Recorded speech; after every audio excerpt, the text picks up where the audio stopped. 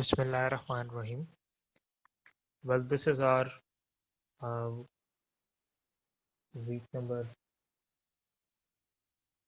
9 lecture, part 1 and part 2.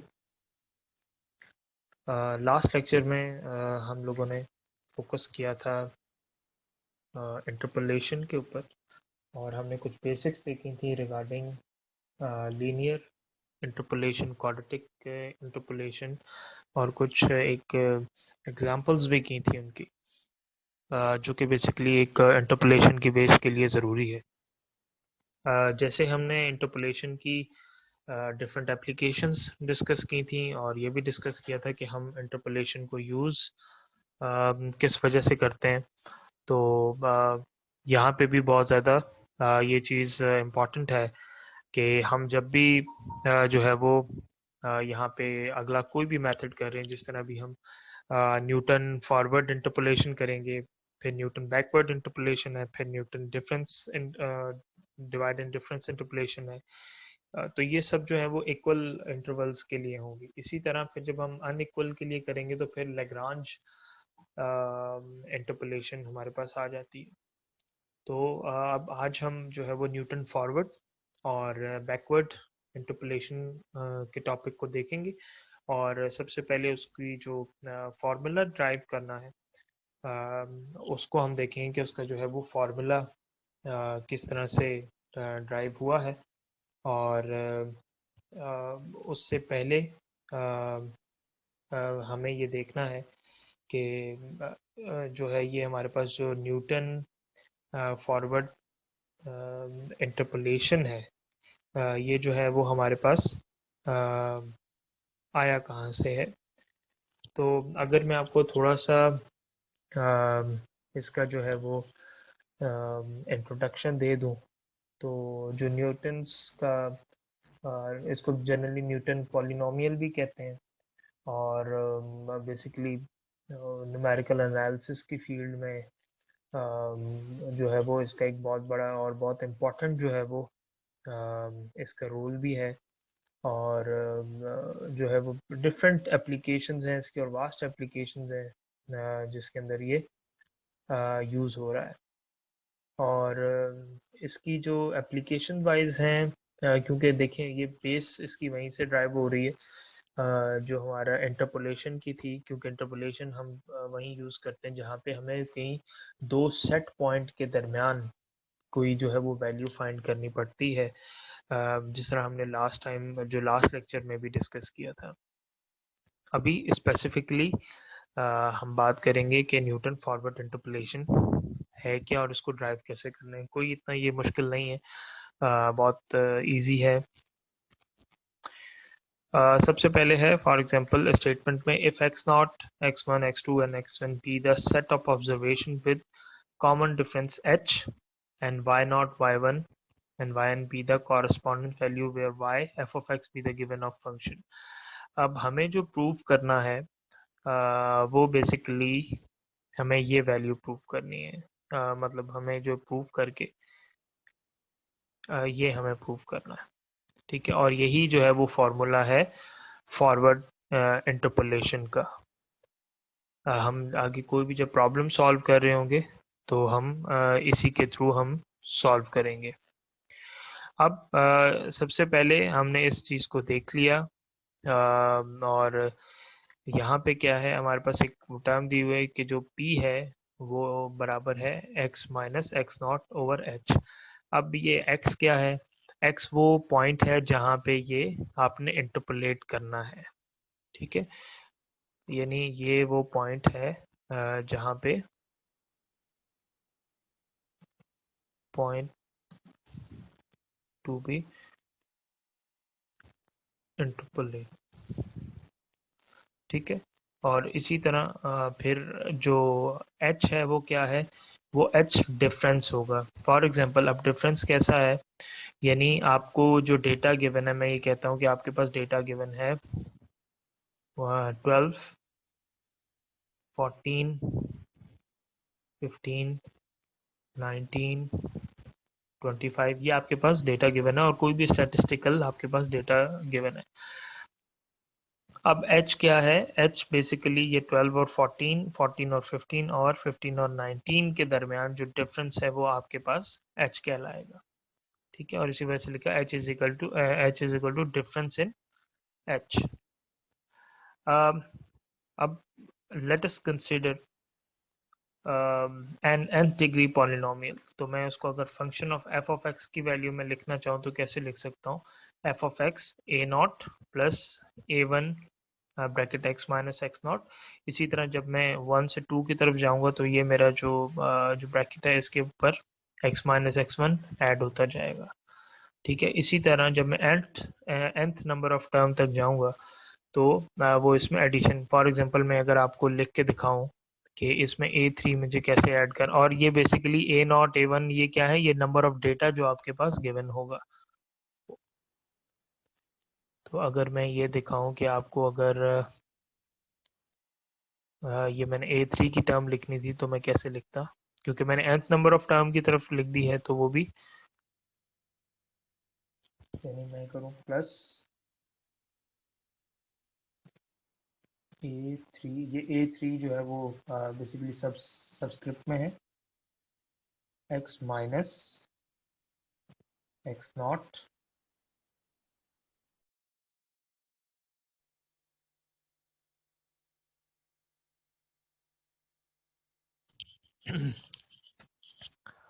यहाँ पे मैं आपको ये बता रहा था कि हम किस तरह से जो A3 के टर्म में अगर वैल्यू लिखना चाहते हैं तो किस तरह से इसको हम लिख सकते हैं।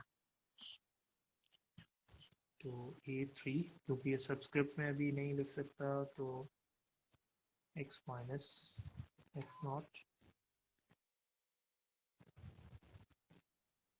x minus x one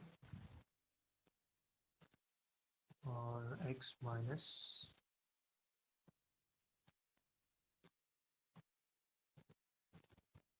x to. तो इसी तरह जिस तरह हमारे पास nth नंबर ऑफ टर्म जब आ जाएगी तो हम उसको इस तरह से लिख सकते हैं। अब होगा क्या? सबसे पहले हमने क्या करना है कि ए नॉट की, क्योंकि अब हमें इन सब टर्म्स की क्या चाहिए इंडिविजुअली, हमें इनको फाइंड आउट करना है। यानी ये ए नॉट की क्या वैल्यू है, ए वन की क्या है, ए टू की क्या है, हमें सब वैल्यूज फाइंड करनी है। तो सब्स्टिट्यूट करेंगे हम एक्स को किसके इक्वल ले लेते हैं? एक्स नॉट के। तो जब हम पहले केस में सारी वैल्यूज को जहाँ जहाँ हमारे पास एक्स है यानी एज पर जो हमारे पास गिवन है उसको एक्स को क्या कर देंगे? सब्स्टिट्यूट कर देंगे, एक्स को रिप्लेस या सब्स्टिट्यूट कर देंगे एक्स नॉट से। तो हमारे पास जो है वो ये सारी इक्वेशन क्या हो जाएंगी? ये सारी इक्वेशन जीरो हो जाएंगी क्योंकि x बराबर हो गया x नॉट के, तो ये सब कैंसिल आउट हो जाएगा। और कैंसिल आउट होने के बाद आपके पास जो a नॉट है वो इक्वल होगा सिर्फ y नॉट के।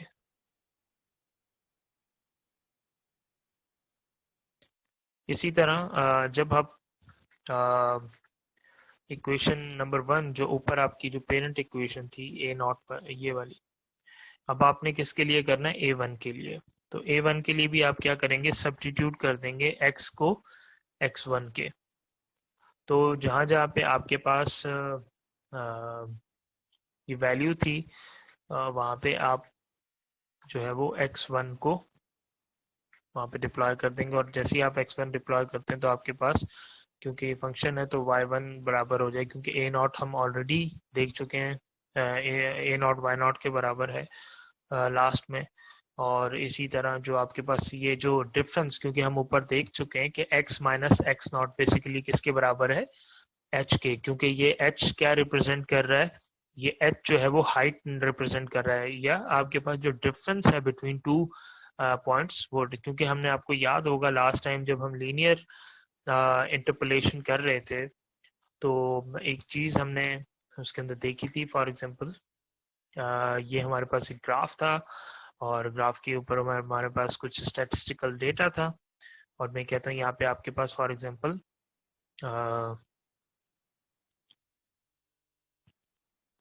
मैं कहता हूँ यहाँ पे आपके पास 1920 का डेटा था, फिर 1923 का आया, फिर 1924 का आया, फिर इसी तरह आपके पास डिफरेंट सेट ऑफ डेटा थे, और मेजर आपके क्या पॉइंट थे? दो। अब इसी तरह जो दो पॉइंट्स के दरमियान जो डिफरेंस है यानी x माइनस एक्स नॉट, अब x बेसिकली वो पॉइंट है जहां पे आप इंटरपोलेट करना चाहते हैं, तो बेसिकली ये जो डिफरेंस है इसको आप किससे रिप्रेजेंट करते हैं, h से, ठीक है।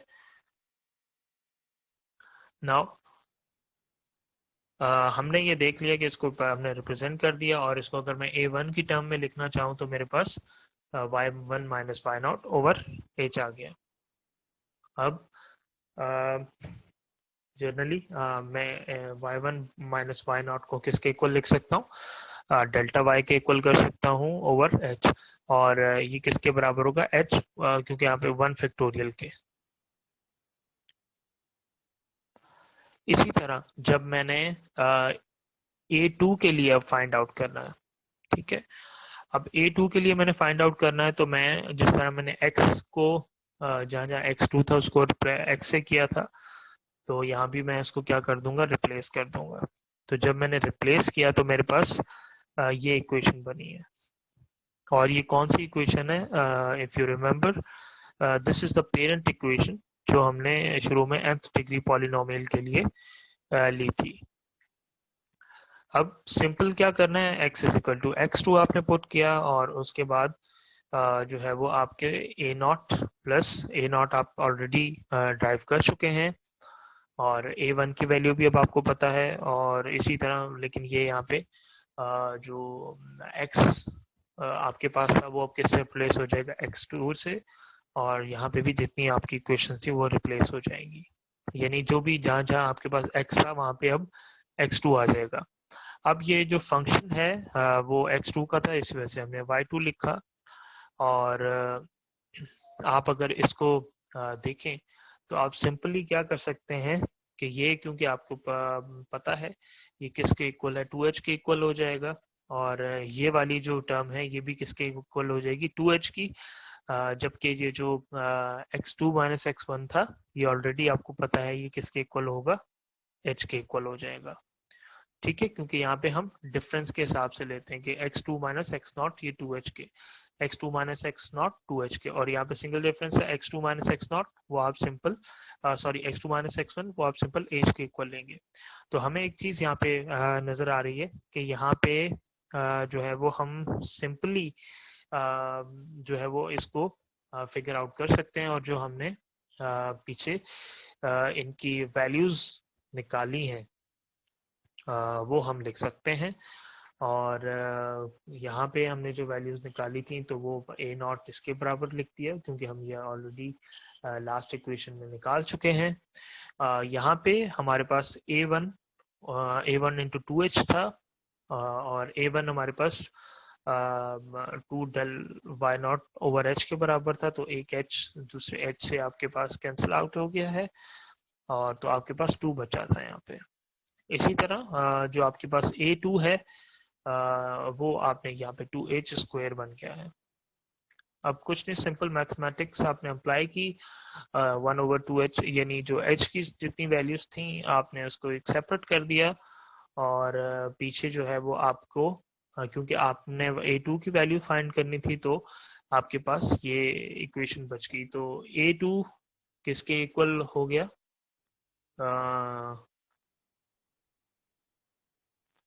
a2 इक्वल हो गया del square y not over 2h square, और इसको आप फैक्टोरियल में लिखेंगे, और सेम वे में आप nth नंबर ऑफ टर्म तक जा सकते हैं। तो अगर मैं nth नंबर ऑफ टर्म तक लिखूं, क्योंकि आपके पास यू डोंट नो कि आपके पास डेटा जो है वो कितनी जो है वो कितने बड़े अमाउंट में आएगा, तो यहाँ पे आप nth नंबर ऑफ टर्म का फॉर्मूला आपके पास एक ही फॉर्म में ये है। अब थोड़ा सा स्टार्ट में चले जाते हैं। ये चीज हमने बिल्कुल जब हम इसकी स्टेटमेंट देख रहे थे तो स्टेटमेंट के अंदर हमें ये चीज हमने स्पॉट ऑन की थी कि आपके पास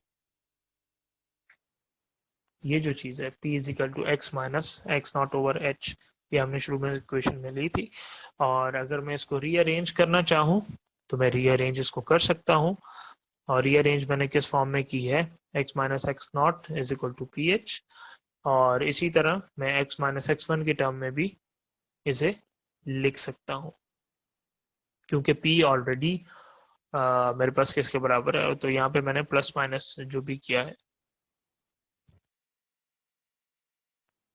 तो सिंपल मैं इसको क्या मल्टीप्लाई भी कर सकता हूँ, और मल्टीप्लाई करने के बाद इक्वेशन मेरे पास ये बनती है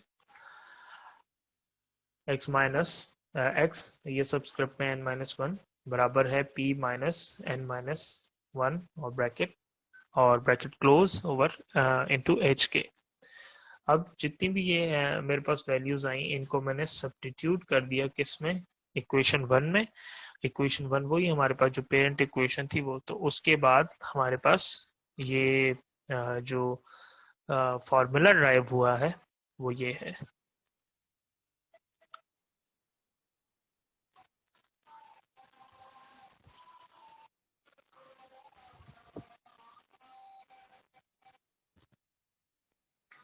ये हमारे पास फॉर्मूला, ठीक है।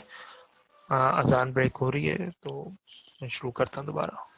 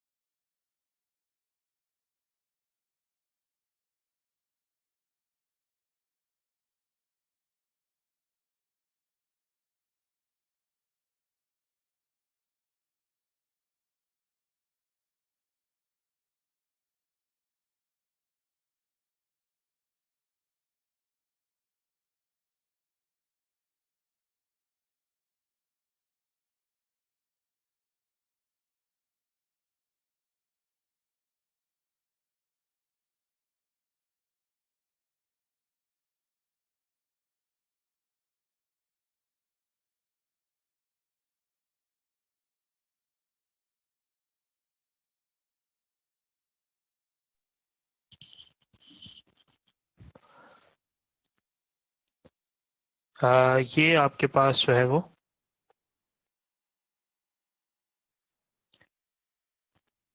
यहाँ पे आपके पास ये एक फार्मूला, और इसी फार्मूले के थ्रू हम आगे यूटिलाइज कर सकते हैं इसको।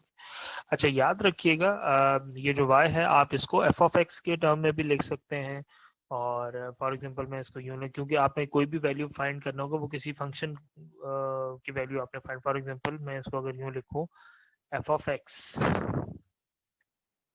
वो आगे हम क्वेश्चन में भी देख लेंगे। f ऑफ x बराबर है किसके, एफ नॉट के, फिर इसी तरह कई जगह p not p delta y not use किया गया है, और कई बुक्स में आपने देखा, आप देखेंगे कि वहाँ पे यू भी यूज किया गया है। तो मैं आगे यू से भी एक क्वेश्चन करवा दूंगा एफ ऑफ एक्स जो है, लेकिन जो ऑल एंड ऑल है वो आपका ये जो मेजर थीम है वो आपको पता होना चाहिए।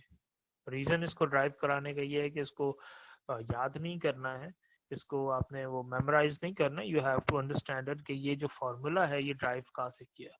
और रीजन ये होता है क्योंकि अक्सर जब इस तरह के क्वेश्चंस हमारे पास आते हैं एग्जाम में, क्योंकि अगर फॉर एग्जांपल आपने फिफ्थ टर्म तक करनी है, ठीक है, तो अगर आपको ये पता ना हो कि ये आपने जो है from where you drive this equation, तो आपके लिए ये शायद जो है वो पूरा मेमोराइज करना जो है वो आसान काम नहीं है। तो हमें कॉन्सेप्ट पता होना चाहिए ताकि हम कॉन्सेप्ट से खुद इस फॉर्मूले को राइट डाउन कर लें, और चाहे मुझे फिर जितनी 10 टर्म्स भी दी होंगी तो फिर क्योंकि 10 टर्म का मतलब है मुझे डेल्टा 10 तक जाना पड़ेगा, ठीक है। तो डेल्टा 10 तक जब मैं जाऊंगा तो मुझे अगर ये बेस फार्मूला पता है, यानी जिस तरह मैंने ड्राइव किया है, तो मेरे लिए कोई मसला नहीं है। But if you have to remember the complete formula और ड्राइव ना हो तो फिर आपके लिए शायद ये बहुत ज़्यादा मुश्किल बात है। लेकिन ये इसकी अगर आप ड्राइव के थ्रू जाएंगे तो it will be very easy और हैंडी। तो एक एग्जांपल हम इसको देख लेते हैं, और एग्जांपल बेसिकली क्या है, इसको 1925 को काट दें क्योंकि ये अभी जब हम बैकवर्ड इंटरपोलेशन के लिए देखेंगे तो फिर हमें काम आएगी। एग्जाम्पल है, estimate the population in 1895 from the following statistics. आपको एक स्टैट्स दिया हुआ है 1891 से लेकर 1931 तक। यहाँ पे आपको पॉपुलेशन यानी 46 मिलियन में गिवन है, 46 million, 66 million, 81 million, 93 and 101 million. अब वो आपसे पूछ रहा है कहीं 1895 में, क्योंकि अब आपके पास कौन से पॉइंट है, एक 1891 और एक 1901। अब वो जो वैल्यू आपसे पूछने जा रहा है वो कहीं इन दोनों के दरमियान की वैल्यू पूछने जा रहा है, ठीक है। अब ये जो ये वैल्यू है वो आपने फाइंड आउट करनी है, और वो फाइंड आउट कैसे करेंगे हम इसको जरा देखते हैं। सबसे पहले आपने जो है वो इसका टेबल बना लेना है, और टेबल बनाने से पहले आप एफ ऑफ एक्स सिंपल क्या है, जो आपको वैल्यूज गिवन है, ठीक है। और इसका मतलब है कि आपके पास टोटल नंबर ऑफ वैल्यूज 5 हैं, तो ये एफ ऑफ एक्स मिला के आपने जो है वो आपको 4 वैल्यूज की मजीद रिक्वायर्ड है। अब ये देखें, ये आपकी क्या होगी, फर्स्ट 2 3 और 4, ठीक है। अब यहाँ पे जरा इसको समझिएगा, ये इंपॉर्टेंट पॉइंट है। बताया गया है आपके पास डेटा 1891 में आपकी पॉपुलेशन थी 46, 1901 में आपकी पॉपुलेशन थी 66 मिलियन, 1911 में आपकी पॉपुलेशन थी 81, और सेम इज द केस 1921 में आपकी पॉपुलेशन थी 93 एंड 1931 में आपकी पॉपुलेशन थी 101 मिलियन। अब जब आप डेल एफ ऑफ एक्स निकाल रहे हैं तो डेल एफ ऑफ एक्स क्या है, basically it is the difference between these two, x minus x not. तो 66 माइनस 46, ठीक है। तो 66 माइनस 46 किसके बराबर हो गया, 20 के, ठीक है। तो वो आप यहाँ लिख दें। अच्छा, याद रखिएगा जब भी आप इसको अपने पास नोटबुक पे सॉल्व कर रहे हैं तो इसी तरह बीच में आपने लाइन छोड़ के इसको लिखना है, क्योंकि जब आप अक्सर गलती ये होती है कि इसको एक ही लाइन में लिखना शुरू कर देते हैं तो फिर आपको मिस्टेक के, एरर के चांसेस बहुत ज्यादा है। इसी तरह अब ये पॉइंट का ये डिफरेंस कहाँ से निकल आया, आपके पास इन दोनों का डिफरेंस निकल आया। इसी तरह जब आप जो है वो नेक्स्ट डिफरेंस निकालेंगे तो वो क्या होगा, 81 माइनस 66। अब 81 माइनस 66 जो है वो आपके पास ये डिफरेंस क्या बनता है, 15। इसी तरह आपने नेक्स्ट जो डिफरेंस है वो 93 minus 81, now this difference become 12। उसके बाद आपके पास है 101 minus 93, now the difference is 8। तो ये आपके पास डेल एफ ऑफ एक्स की जो वैल्यूज थी वो आ गई। अब इन्हीं वैल्यूज से मेरी ये वैल्यूज और इन्हीं वैल्यूज से ये वैल्यू और फिर ये वैल्यू निकलेगी।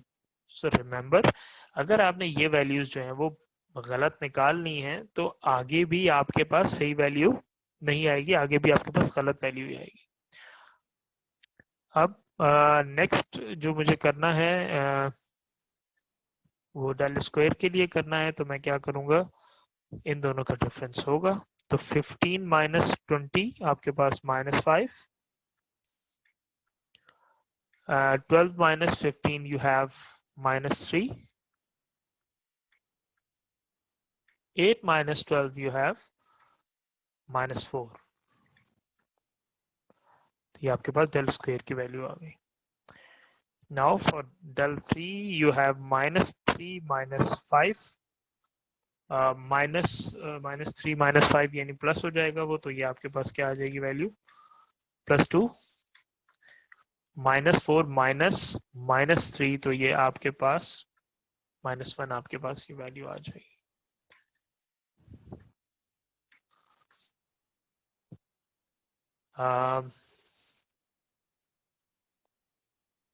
del 4 के लिए you have to do -1 -2, so it become -3। अब ये वो सारा आपके पास समझें कि वो डेटा आ चुका है, जो आप आगे जाके जो हमारे पास फॉर्मूला है उसके अंदर आप सिंपली उसको अप्लाई कर देंगे।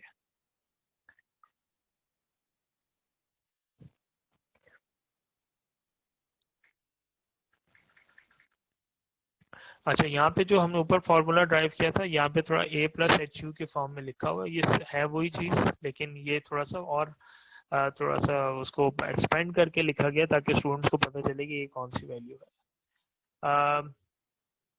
और यहाँ पे देखें u की फॉर्म में लिखा हुआ है, तो आप p की फॉर्म में भी लिख लें तो कोई इशू नहीं है।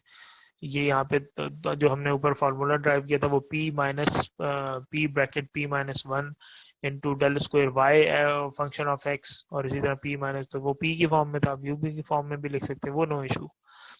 अब आपके पास जो वैल्यू फाइंड करनी है, वो आपने कौन सी वैल्यू फाइंड करनी है, 1895 की।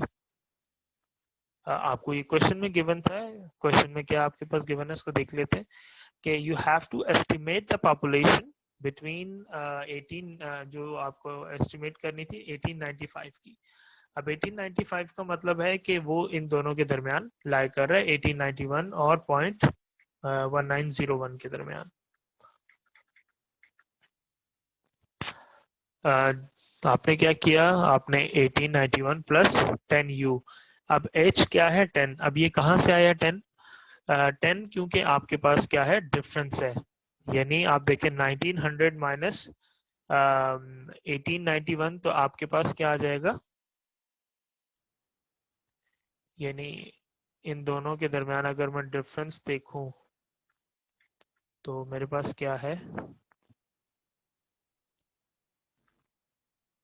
1891 minus, sorry 1901 minus 1891 which is equal to 10। तो आपकी h की वैल्यू क्या हो गई, यहाँ पे 10 हो गई, ठीक है।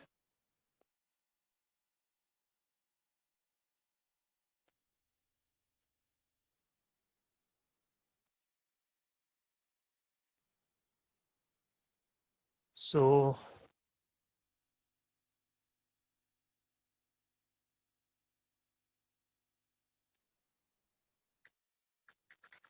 तो यहाँ से सिंपल, जब मेरे पास इन दोनों की वैल्यू आ गई है तो मैं क्या कर, और ये दोनों किसके बराबर, 1891 आपके पास जो फर्स्ट वैल्यू थी वो थी, प्लस 2 यू, ठीक है, वो इक्वल है किसके 1895 के। तो आप यहाँ से u की वैल्यू भी फाइंड आउट कर सकते हैं।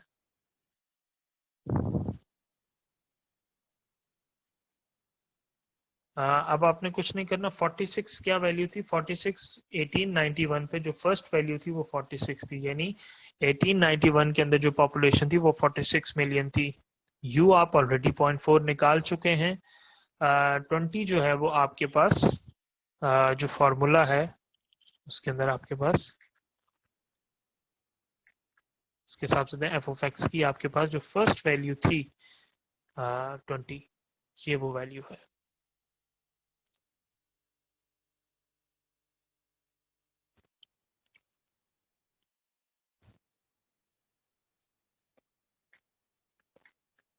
इसी तरह जो नेक्स्ट में आपने देखा प्लस 0.4 ब्रैकेट 0.4 -1, ये -1 फॉर्मूला का है, और इसी तरह आपके पास जो डेल स्क्वायर वाई या del square f of x, जो भी आपके पास वैल्यू थी वो -5 थी, और ये हमने कहाँ से देखी, ये हमने टेबल से, ये देखिए -5। अच्छा, ये वैल्यूज क्यों ले रहे हैं, रीजन ये है कि हमें वैल्यू कहाँ की फाइंड करनी है, 1895 की। तो जो 1895 है वो लाई कहाँ कर रहा है, 1891 और 1901, तो यहाँ पे वही ये वैल्यू लाई कर रही है, that's why we have to take this whole branch. ये जो ये और ये दो हो गए, फिर ये दोनों से रेलिवेंट ये है, फिर ये इस तरह से।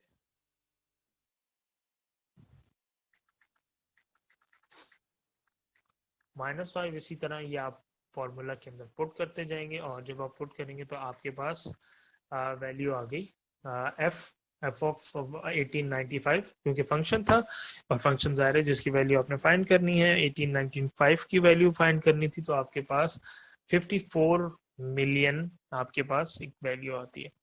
अब इसको चेक करने का भी मेथड है, बट अगर आप कुछ स्टूडेंट्स जो हैं वो अगर क्योंकि गलती बहुत ज़्यादा करते हैं रिगार्डिंग देयर कैलकुलेशंस, क्योंकि ये सब आप जब कैलकुलेटर में पुट करते हैं तो जब आप एग्जाम में भी कर रहे होते हैं तो देयर इज अ प्रेशर, तो कैलकुलेशन में मिस्टेक हो सकती है। तो बेस्ट मेथड ये है कि जो आपके पास डेटा गिवन है उसको ज़रा सा देख लीजिए। अब देखें आपको क्या वैल्यू फाइंड आउट करनी थी 1891 की, वो है 46 मिलियन, और आपको गिवन है, आपको 1901 की पता है। अब 1895 की आपसे पूछी है जो कि 50 आई थिंक 4 मिलियन आई है, ठीक है। तो इसका मतलब है कि जब आपके पास कोई एक्स्ट्रा ऑर्डिनरी वैल्यू आ रही हो यहाँ पे, तो समझ जाएं कि यहाँ पे कोई इशू आ रहा है आपके पास, ठीक है। क्योंकि देखें जब हम इंटरपोलेशन में कर रहे हैं या स्टैट्स में हम लोग ये चीज कर रहे थे तो हम ट्रेंड्स देखते हैं कि ट्रेंड जो है वो आपके पास यहाँ पे क्या चल रहा था। तो ये एक जो है वो एक थंब रूल है, आप इसको फाइंड। अच्छा, यहाँ पे 1895 से तो किया लेकिन 1925 से हमने नहीं किया। यहाँ पे अभी जब मैं आपको बैकवर्ड इंटरपोलेशन करवाऊंगा तो फिर मैं आपको जो है वो भी आपको 1925 से भी मैं करना बता दूंगा, क्योंकि 1925 के लिए आपने यहाँ आपको यानी इन दोनों के दरमियान आपको कोई वैल्यू है जो आपको फाइंड आउट करनी है। तो ये अभी यहाँ तक आपके पास सिर्फ फॉरवर्ड इंटरपोलेशन। इसी तरह आपके पास जो है वो बैकवर्ड इंटरपोलेशन का फॉर्मूला है, और सेम जिस तरह हमने उसको ड्राइव किया था उसी तरह इसको ड्राइव करते हैं। हमारे पास सिंपल, हमारे पास एक फंक्शन है और उसके अंदर कुछ वैल्यूज हैं, और जिस तरह हमने ऊपर एक जनरल इक्वेशन ली थी ए नॉट वाली, यहाँ भी हम ए नॉट की इक्वेशन लेंगे, और इसी तरह हम सिंगुलर जो हमने वैल्यूज फाइंड की थी ए नॉट की, वही हमने यहाँ भी फाइंड आउट की हैं। और इसी तरह हमने जब इसको ड्राइव किया है तो मज़ीद जो डिफरेंट वैल्यूज हैं उसके अंदर पुट करके और A1 की वैल्यू निकाली, जो है वो आपके पास A1 की वैल्यू आई, और जो A1 की जो वैल्यू आई है आपके पास उस के अंदर जो है वो आपको ये बहुत ज़्यादा ज़रूरी है कि आप उसे देखें कि ये आपके पास क्या वैल्यू आई है। और इसी तरह आपके पास जो नेक्स्ट A2 की वैल्यू है वो भी इसी तरह से आपके पास ड्राइव हो जाएगी, जिस तरह हमने अपने जो है वो दूसरे फॉरवर्ड इंटरपोलेशन में की थी। तो हमारे पास AN तक की हमारे पास वैल्यू यहाँ पे मैं ये कह सकता हूँ कि आपके पास मौजूद है। कुछ नहीं करना, अगेन जिस तरह हमने पहले वो इक्वेशन को किया था वो सारी वैल्यूज आपने उठा के जो है वो सब्स्टिट्यूट कर दी हैं, और सब्स्टिट्यूट करने के बाद जो है वो आपने इसको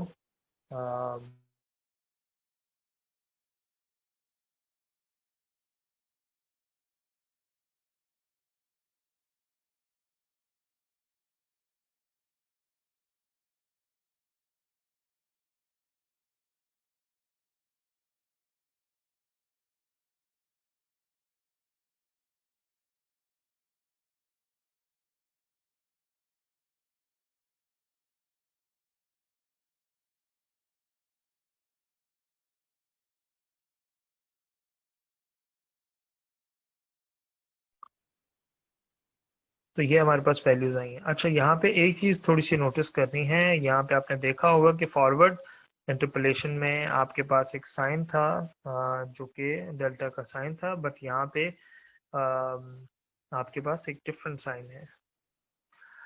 इस साइन को जो है वो नेबला कहते हैं, और जो नेबला है वो बैकवर्ड यानी न्यूटन बैकवर्ड इंटरपोलेशन के अंदर यूज होता है, क्योंकि फॉरवर्ड के अंदर हमने वो डेल्टा यूज किया था, और यहाँ पे जो है वो हमने जो यूज़ किया है वो आपके नेबला को यूज़ किया है।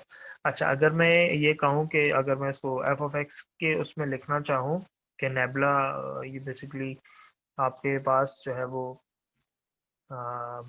इक्वल इक्वल किसके है, तो जो नेबला मेरे पास टेक्स्ट में लिख देता हूँ। फॉर एग्जांपल मैं इसको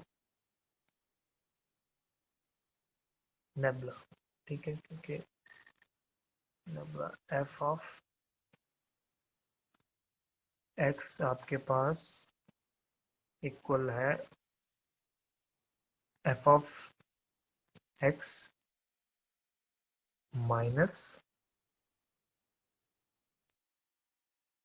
एफ एक्स माइनस एच के। तो ये आपके पास नेबला ऑपरेटर है जिसको बैकवर्ड जो है वो substitution, sorry, backward interpolation, Newton interpolation के अंदर ये हम साइन यूज, तो एक इस बात का ख्याल रखना है। अच्छा, अगेन ये आपके पास वैल्यू आ गई है और इस वैल्यू को आप अगेन क्या करेंगे, जो आपकी मेन इक्वेशन थी वो हमने पुट कर दी, और ये x is equal to x n plus p h है, और ये पी एच की आप पी की आपके पास वैल्यू है, तो इसको आप पुट कर देंगे तो आपके पास ये आपके पास इक्वेशन आ जाएगी। अच्छा, एक बात इस पर और कीजिएगा, जो आपके पास न्यूटन फॉरवर्ड मेथड था उसके अंदर जो है वो आपके पास ये जो यहाँ पे ये सारी टर्म्स थी ये माइनस के अंदर थी, but this is your backward interpolation, तो ये जो फॉर्मूला है यहाँ पे आपके पास प्लस का हो जाएगा, बाकी इसकी ऑलमोस्ट चीजें सब सेम है। तो एक एग्जांपल देख लेते हैं इसकी, जिससे आपको मजीद क्लियर हो जाएगा।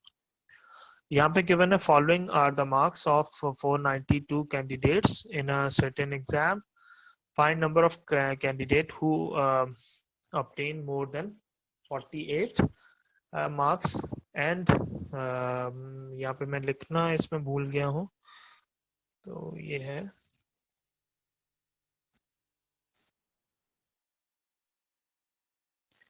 more than 40 और less than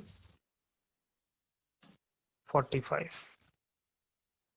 ठीक है, तो ये पूरा क्वेश्चन इसको नोट कर लीजिएगा। तो हमारे पास क्या है, मार्क्स पूरे गिवन है कि 40 मार्क्स, 220 210 स्टूडेंट्स ने लिए 45, 253 50 इतने ने, और ये पूरा आपके पास डेटा गिवन है। तो अब करेंगे कुछ इस तरह से कि क्योंकि आपने पहले एक दफ़ा एग्जांपल देख चुके हैं, तो वो इतनी ज़्यादा मुश्किल नहीं थी, फार्मूला आपको ऑलरेडी पता है, तो आप उसी तरह आप एक टेबल बनाएंगे। अच्छा, टेबल बनाते हुए जो अब शुरू में कर रहे होंगे, तो ये चीज़ें अपने पास साथ में जो है वो नोट करते जाइए। आपके पास टोटल नंबर ऑफ वैल्यूज जो है वो तकरीबन 6 हैं, तो आप यहाँ से स्टार्ट करेंगे, आपको कहाँ तक जाना पड़ेगा, टेल 5 तक। तो अगेन आपने ये सारी वैल्यूज फाइंड की, यानी 253 माइनस 210 43, 307 माइनस 23 54, 381 74, तो इसी तरह ये वैल्यूज आपने फाइंड किया। पहली वैल्यू आपको फाइंड करनी है इन दोनों के दरमियान, यानी 48 के दरमियान, तो ये आपने फार्मूला है जो अप्लाई करना है। और यहाँ पे आपके पास x की क्या वैल्यू है, 48 वैल्यू है, और क्योंकि x क्या है, वो पॉइंट है जिसपे आपको इंटरपोलेट करना है। हाइट आपने फाइंड कर ली जो 45 माइनस 40 है, और इसी तरह xn, क्योंकि जो आपके पास टोटल है वो 65 है,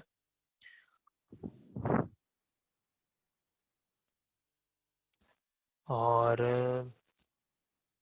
यहाँ पे p आप निकाल सकते हैं जो कि -3.4 आया है।